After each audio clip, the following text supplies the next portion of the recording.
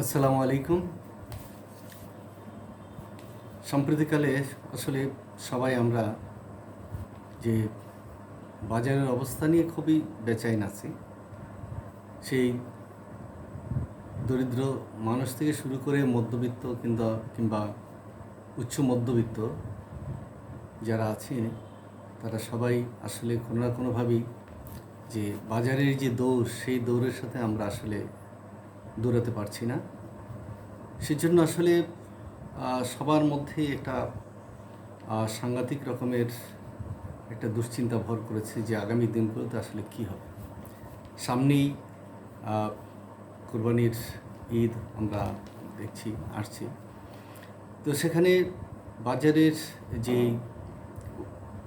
ঊর্ধ্বমূল্যের যে ঊর্ধ্বগতি একদম পাগলা ঘোড়ার মতো ছুটছে, লাগামহীন এভাবে বেড়ে যাওয়া প্রতিটি মানুষকে আসলে আমাদের স্পর্শ করে যাচ্ছে।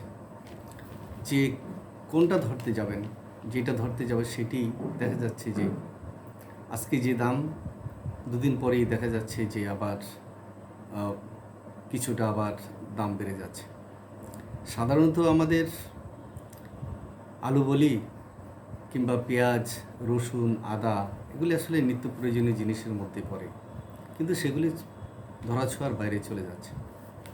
সামনেই ঈদ, সেখানে জিরা মশলাপাতির দাম সেভাবে বেড়ে গেছে, কিন্তু মানুষের তো আয়টা সেভাবে বাড়েনি। কিন্তু আসলে পথটা কোথায়? সরকার নিশ্চয়ই চেষ্টা করেন যে দ্রব্যমূল্য স্থিতিশীল রাখার জন্য, কিন্তু পারা যাচ্ছে না। কিন্তু এখানে কোথায় সমস্যাটা, সেই সমস্যাটা আমরা আসলে সাধারণ মানুষ বুঝতে পারি না। কিন্তু আমরা তবুও চাইব যে আমাদের জীবনযাত্রার ব্যয়টা যাতে সহনীয় পর্যায়ে আসে, আমাদের আয়ের সাথে সঙ্গতি রেখে যাতে আমরা আসলে জীবিকা এবং জীবনযাত্রা পরিচালনা করতে পারি।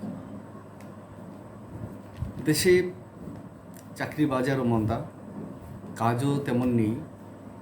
তারপরে যারা সরকারি চাকরিতে আছেন কিংবা বিভিন্ন বেসরকারি চাকরিতে আছেন, তারাই বা কতটুকু ভালো আছেন তারাই জানান। আসলে কারা ভালো আছেন সেটা সবাই আমরা জানি যে আসলে কারা ভালো আছেন। কিন্তু এই ভালো থাকাটা কি এই 18 কোটি মানুষের ভালো থাকা? কতিপয় মানুষ মানে ফুলে পেঁপে অনেক বড় হচ্ছেন, কিংবা কতিপয় কর্মকর্তা শুধু পুকুর চুরি না, তারা সাগর চুরি করছেন।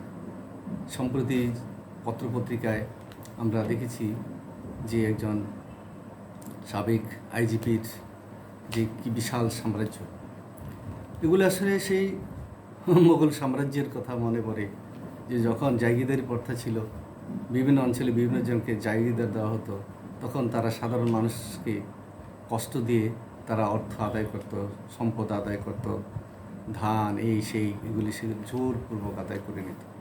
কিন্তু এখন সেরকম জোরপূর্বক নেই, কিন্তু রাষ্ট্র থেকে তারা রাষ্ট্রের কোষাগারকে শূন্য করে ফেলছে। কিংবা দেখা যাচ্ছে যে প্রজাতন্ত্রের যারা কর্মচারী কিংবা চাকর, তারাই দেখা যাচ্ছে যে সব কিছু নিজেদের নিয়ন্ত্রণ নিয়ে যাচ্ছে।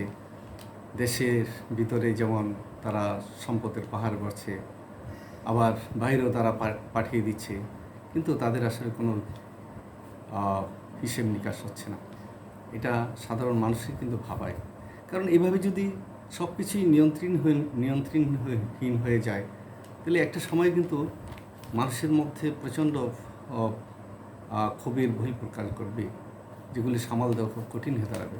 কারণ এখানে তো রাজনীতি বিষয় নয়, এখানে বিষয়টা হলো মানুষ, দেশের মানুষ, সাধারণ মানুষ, খেটে খাওয়া মানুষ দুবেলা শাক ভাত খাবে, ছোটো মাছ খাবে, যাতে তাদের আয়ের সাথে সঙ্গতি থাকে। কিন্তু সেই সঙ্গতিটা নেই, কী জন্য নেই সেগুলোর আসলে গবেষণা খুব প্রয়োজন। এবং কিভাবে বাজারকে নিয়ন্ত্রণ করা যায়, দ্রব্যমূল্যকে কিভাবে নিয়ন্ত্রণ করা যায়, সেগুলি নিয়ে চিন্তা করতে হবে। কেন আজকে আমাদের পেঁয়াজ 80 টাকা 90 টাকা কেজি কিনতে হবে, রসুন কেন 260 টাকা কিনতে হবে, কিংবা আদা কেন 300 টাকা কিনতে হবে? এগুলো তো আমাদের দেশে একসময় হতো। তা আমাদের কৃষি বিভাগ কী করে? কৃষি বিভাগের তো দায়িত্ব আছে যে তারা তো গ্রাম পর্যন্ত তাদের নেটওয়ার্ক আছে। সেখানে কৃষকদেরকে এবং দেশের জন্য কতটুকু পেঁয়াজ দরকার, কতটুকু রসুনের দরকার, আদার দরকার, কিংবা কতটুকু মরিচের দরকার, এগুলি তো তারা একটা পরিকল্পনা করে তার পরবর্তী পর্যায়ে দেশে যাতে এই প্রোডাকশনটা পর্যাপ্ত পরিমাণে হয় সেদিকে নজর দিতে হবে। আজকে আমাদের এই কৃষি বিভাগের কি একটু খেয়াল আছে যে আমাদের দেশে দেখা যাচ্ছে যে লিচু গাছ লিচুর বাগান করা হচ্ছে? কেন লিচুর বাগান আমাদের দেশে দরকার? এই ফলটা তো মাত্র কয়েকদিনের জন্য থাকে। আমের বাগান করা হচ্ছে, 3 ফসলি জমিকে নষ্ট করে এই লিচু, আম, কমলা, অমুক টমুক এগুলো করা হচ্ছে। কিন্তু এইটা তো আমাদের আসলে শোভা পায় না। আমাদের হলো যে দরিদ্র জনগোষ্ঠী, আমরা কৃষিপ্রধান দেশ, কৃষিতে যাতে আমরা স্বয়ংসম্পূর্ণ হতে পারি সেই বিষয়টা নিয়েই কিন্তু আমাদের গবেষণা করা দরকার। তাহলে কিন্তু এই সমস্যাগুলো হতো না। কারণ আজকে আমাদের পেঁয়াজ আমদানি করতে হয় দুঃসময়ে, আমাদের আদা আমদানি করতে হয়। আমরা দেখেন রসুন, আদা আমরা দেশে দেখি না বলতে গেলে, সবই ইম্পোর্ট করা। সেই জন্য তো আমাদের ডলার ব্যয় করতে হয়। আমরা ডলারকে সাশ্রয় করতে চাইলেও তো এই দেশে এই জিনিসগুলোকে আমরা উৎপাদন করতে পারি। এখন কৃষি বিভাগ আছে, কিংবা একটা মন্ত্রণালয় আছে, অধিদপ্তর আছে, মন্ত্রী আছে, তো তারা যদি এগুলি নিয়ে চিন্তা ভাবনা না করেন, শুধু যদি আমদানি নির্ভর একটি জাতি হয়ে যায়, তাহলে তো আমাদের আগামী খুবই ঘোর অন্ধকার।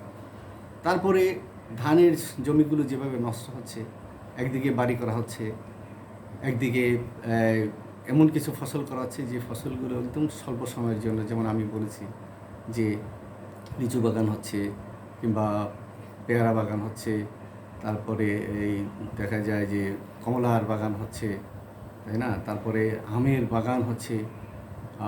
এগুলি তো একটু রোধ করা দরকার, কারণ আমাদের যেটা নিত্য প্রয়োজনীয়। কারণ গরিব মানুষ এখনও আম বছরে একবার খেলেও হয়, না খেলেও হয়, লিচু না খেলেও হয়, এমন কিছু আসে যায় না। এগুলো তো সব বড়লোকদের জন্য।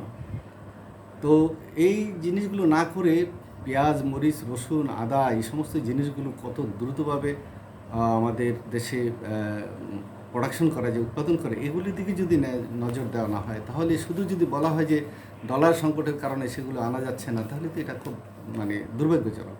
আমাদের সরকারি কর্মকর্তারা কেন আছেন? তারা তো দেশের সাধারণ মানুষের মঙ্গলের জন্য আছেন। সরকার তো তাদেরকে নিয়েই, সরকার তো আলাদা কেউ না। সরকার কী করবেন যদি আমরা যদি নীতিবান না হই, আমরা যদি দেশকে নিয়ে না ভাবি, আমরা যদি দেশের মানুষকে নিয়ে না ভাবি? আর সবাই তো সরকারি চাকরি করতে পারেন না, সবাই তো বড় বড় চাকরি করতে পারেন না, সবাই তো রাজনীতির সাথে সম্পৃক্ত হতে পারেন না, কিংবা রাজনীতিকে ফায়দা নিতে পারেন না। এটা তো বুঝতে হবে। তাই আমরা এমন একটি বাজার ব্যবস্থায় আমরা চাই, যে বাজার ব্যবস্থায় আমরা নিত্য প্রয়োজনীয় জিনিসগুলো যাতে আমাদের আয়ের সাথে সঙ্গতি রেখে কিনতে পারি, এবং আমাদের জীবনযাত্রা যাতে স্বাভাবিক থাকে, আমাদের দীর্ঘশ্বাস যাতে বাজারে গেলে না থাকে, আমরা যাতে কমপক্ষে মাছ, ভাত, ডাল, শাক, সবজি এগুলি খেয়ে দিনাতিপাত করতে পারি, সেরকম প্রত্যাশী আমাদের সবাই। সবাই ভালো থাকুন। ধন্যবাদ।